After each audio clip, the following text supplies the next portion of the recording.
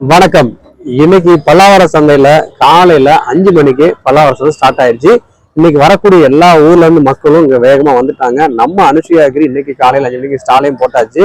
இன்னைக்கு நம்ம பார்க்க போறக்கூடிய முக்கியமான குறிப்பு என்னன்னா, மாடி தோட்டத்தை அமைக்கிறது எப்படி, அதெல்லாம் இந்த பிகினர்ஸ், அதாவது ஸ்டார்டிங்ல இப்பதான் கல்யாணம் முடிச்சு வந்திருக்கிறோம், புது வீட்டுக்கு வந்திருக்கிறோம், ஒரு சின்ன ஒரு கார்டன் போடலாம் அப்படின்னு ஒரு ஆசையா போடணும்னு நினைக்கிறவங்களுக்கு எப்படி இதை ஆரம்பிக்கிறது, அது இல்லாம எத்தனை தொட்டி வைக்கணும், அது தொட்டில வைக்கிறதா, பேக்ல வைக்கிறதா, இல்ல வீட்டுல இருக்கக்கூடிய சட்டி சாமா இல்ல பக்கெட்ல வைக்கிறதான்றதை பத்தி தான் நம்ம பார்க்க போறோம். மாடி தோட்டத்தை பொறுத்தளவு ஒரு மினிமமான ஒரு குவான்டிட்டியில ஸ்டார்ட் பண்ணுங்க. மினிமம் ஒரு 10 பேக்ன்றது ஒரு கரெக்டான குவான்டிட்டி அளவு. ஸோ இதுல ஒரு 4 வெஜிடபிள் போடலாம், ஒரு 4 ஃப்ளவர் போடலாம், 2 மரம் போடலாம்.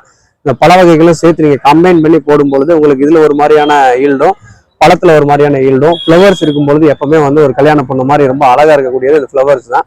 ஸோ அதனால நம்ம ஈல்டு வயசுல பார்க்கும்பொழுது ஃப்ளவர் நம்ம வீட்டு யூஸ் பண்ணிக்கலாம். செடியில இருக்கும்போது பார்க்கறதுக்கு ரொம்ப மன அமைதிக்கும் மன சந்தோஷத்தையும் கொடுக்கக்கூடியது இந்த மாடி தோட்டத்துல இருந்து. ஸோ மாடி தோட்டத்துக்கு உங்களுக்கு இடம் எவ்வளவு அளவு இருக்குன்னு பாத்தீங்கன்னா, ஒரு 10 இருக்கு அப்படின்னா தாராளமா நீங்க 30 பேக் வரைக்கும் அதுல நீங்க கன்டினியூ பண்ணிக்கலாம். இந்த இடத்துல கொடி ஐட்டம் வேணும் அப்படின்னா கூட நீங்க புடலங்காய், பாவக்காய், பீர்க்கங்காய் வரைக்கும் இதுல போட்டுக்கலாம். சொரக்காய், பூசணிக்காய் போடணும்னா உங்களுக்கு இடம் பத்தாது. அதனால இந்த 3 ஐட்டம்ன்றது கொடி அவ்வளவு பெருசா போகாதுங்க. ஸோ முடிஞ்ச வரைக்கும் இந்த பூ ஐட்டத்துல கொடி ஐட்டத்தை குறைச்சிட்டு செடி ஐட்டமா பூ ஐட்டத்தை வைங்க. அது இல்லாம ஒரு கத்திரிக்காய் போடலாம், ஒரு வெண்டைக்காய் போடலாம், கொத்தவரங்காய் போடலாம். இதுல ஷார்ட் பீரியட்ல நிறைய குவான்டிட்டியான ஈல்டு கொடுக்கக்கூடிய ஒரு வகையான ஈல்டான ப்ராடக்ட். ஸோ இந்த செடிகளுக்கெல்லாம் பூச்சி பராமரிப்பு எப்படி வர்றது, பூச்சி என்ன பண்றது அப்படின்னா, ஸோ இந்த வைக்கக்கூடிய எல்லா செடிகளுமே ரொம்ப பச்சை பசைன்னு ரொம்ப அழகா இருக்கிறதுனால இப்போ பூச்சிக்கு வரக்கூடிய பசி தாங்க முடியாம சாப்பிட்றதுக்காக வருது. ஸோ நம்ம பூச்சி வெரைட்டியை கொண்டு அதை விரட்டலாமே தவிர அதை கொல்லணும் அவசியமும் கிடையாது. ஸோ பெஸ்ட் அட்ராக்ஷன் பிளான்ஸ் சொல்லி நிறைய பிளான்ஸ் அவைலபிளா இருக்கு. அதை உங்க மாடி தோட்டத்துல கம்பல்சரி ஒன்று வச்சிருங்க. ஸோ அப்படி வைக்கும் பொழுது உங்க செடிக்கு வரக்கூடிய எல்லா பூச்சிகளும் அங்க போயிடும். ஸோ ஈஸியா நீங்க மானிட்டர் பண்றது ரொம்ப ஈஸி. அதனால பெஸ்ட் அட்ராக்ஷன் பிளான்ல என்ன பிளான் அப்படின்னு பார்த்தா, காராமணி, பீன்ஸ் இந்த மாதிரி ஐட்டத்தை போட்டீங்கனாலே உங்களோட பெஸ்ட் பாதிக்கு பாதி குறைஞ்சிரும். அது மட்டும் இல்லாம பூச்செடியில மல்லி கம்பல்சரி ஒரு வீட்டுல வச்சிருங்க. அது இல்லாம செம்பருத்தில ஒரு 2-3 வெரைட்டி கலர்ஸ் வைங்க. ஸோ ரோஸ் வைக்கும்போது முள் இல்லாத ரோஸா பார்த்து வைங்க. அதான் உங்க கூட ரொம்ப நாளைக்கு சர்வே ஆகும். நம்ம ஊர் கிளைமேட் வெயிலுக்கு தாங்கக்கூடிய ஒரு பெஸ்டாக ரோஸ் அப்படின்னு பாத்தீங்கன்னா இந்த ஃபேரி ரோஸ் சொல்லக்கூடிய முள் இல்லாத ரோஸ்.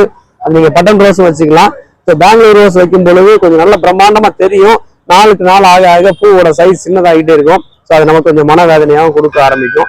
ஸோ அந்த மாதிரி இல்லாம செடிகளுக்கு அப்பப்போ கொஞ்சம் உரமும், போன்மேலு, டிஏபி, எஸ்எம் சால்ட் இதெல்லாம் எப்பவுமே காமனா கொடுக்குற மாதிரியான ஃபெர்டிலைசர் கொடுங்க.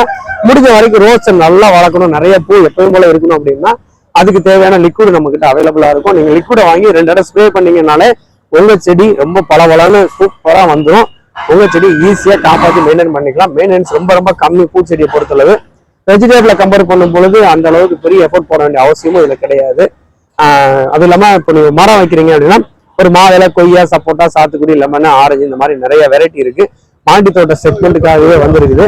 அப்போ மாடி தோட்டத்துக்கான வெரைட்டி என்ன அப்படின்னு பாத்தீங்கன்னா, மாதுளையில எடுத்தீங்கன்னா பகவான் மாதுளை வைங்க, கொய்யால எடுத்தா L49 கொய்யா வைக்கலாம், தாய்வான் பிங்க் வைக்கலாம், அரிக்கா கிரீன் வைக்கலாம்.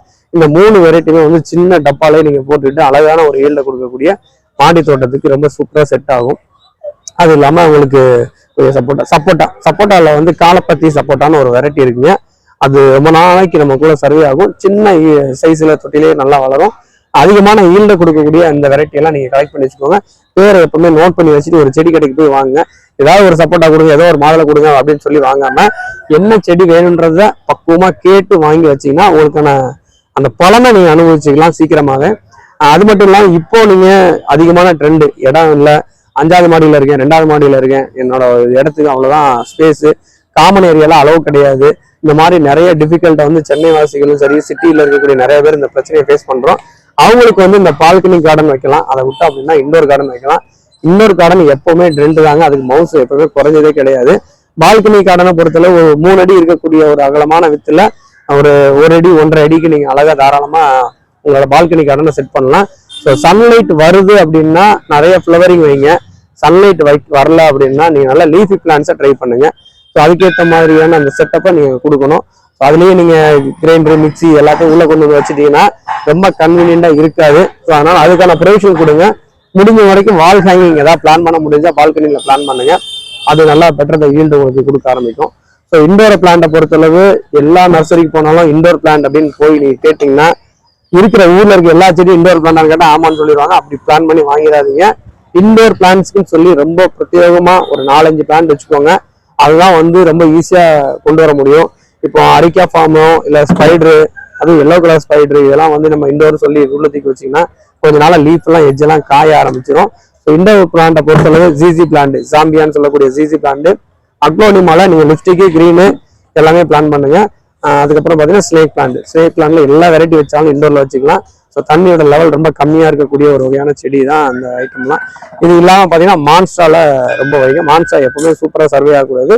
அப்புறம் வந்து ஃபிளோடென்ட்ரான், இந்த வெரைட்டியான பிளான்ட்ஸை மட்டும் அதிகமா கீப் அப் பண்ணுங்க.